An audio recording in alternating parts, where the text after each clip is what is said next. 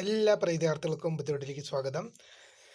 ഒരുപാട് വിദ്യാർത്ഥികൾ നമ്മളോട് ചോദിച്ചൊരു സംശയമാണ്, കേരള യൂണിവേഴ്സിറ്റിയുടെ സെക്കൻഡ് അലോട്ട്മെന്റിന് ശേഷം ഇനി അലോട്ട്മെന്റ് ഇല്ലേ?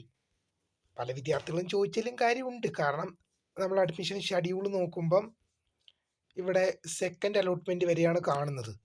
സെക്കൻഡ് അലോട്ട്മെന്റിന് ശേഷം 29-ാം തീയതി വരെ കോളേജ് ജോയിനിങ്, അത് ചൊവ്വാഴ്ച വരെ കോളേജ് ജോയിനിങ്, തിങ്കളാഴ്ച വരെ കോളേജ് ജോയിനിങ്, 29 തിങ്കളാഴ്ച വരെ കോളേജ് ജോയിനിങ് ശേഷം ക്ലാസ്സുകൾ തുടങ്ങും എന്നുള്ളൊരു കാര്യമാണ് പറയുന്നത്. എന്നാൽ ഇവിടെ തേർഡ് അലോട്ട്മെന്റിനെ കുറിച്ച് പറയുന്നില്ല. അപ്പോൾ ഒരുപാട് വിദ്യാർത്ഥികൾ ചോദിച്ചതാണ്, ഇനി അലോട്ട്മെന്റ് ഇല്ലേ എന്ന്. അലോട്ട്മെന്റ് ഉണ്ട്, പേടിക്കണ്ട. കാരണം നിങ്ങൾ ഈ അഡ്മിഷൻ ഷെഡ്യൂളിൻ്റെ ഏറ്റവും അടിയിലേക്ക് വന്നു കഴിഞ്ഞാൽ നിങ്ങൾക്ക് ഇവിടെ കാണാൻ സാധിക്കും, എന്താണ്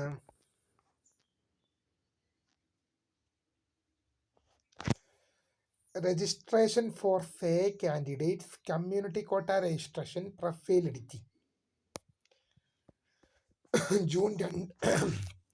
ജൂൺ 2 മുതൽ 10 വരെ. ഇവിടെ പറയുന്ന കാര്യം ഇതാണ്, അത് സേ എക്സാം എഴുതി വരുന്നവർക്ക്, ഇതുവരെ അപേക്ഷ സമർപ്പിക്കാൻ സാധിക്കാത്തവർക്ക്, നിലവിൽ അപേക്ഷ സമർപ്പിച്ചിട്ട് അലോട്ട്മെൻറ്റ് കിട്ടാത്തവർ എന്നിവർക്കെല്ലാം ജൂൺ 2 മുതൽ 7 വരെയുള്ള അവസരം, ജൂൺ 2 മുതൽ 10 വരെ അവസരം ഉണ്ടായിരിക്കും. രജിസ്ട്രേഷൻ ഫോർ ഫേ കാൻഡിഡേറ്റ്, ഫേ ഇപ്പോൾ സപ്ലി എഴുതി വരുന്നവർക്ക് മാത്രമല്ല, ഇതുവരെ അപേക്ഷ സമർപ്പിക്കാൻ പറ്റാത്തവർക്ക് ഇവിടെ അപേക്ഷിക്കാം. അപേക്ഷ സമർപ്പിച്ചിട്ട് അലോട്ട്മെൻറ്റ് കിട്ടാത്തവർക്ക് പ്രൊഫൈൽ എഡിറ്റ് ചെയ്യാൻ സാധിക്കും എന്നിങ്ങനെയുള്ള പല ഓപ്ഷനുകളും ഇനി ലഭ്യമാണ്.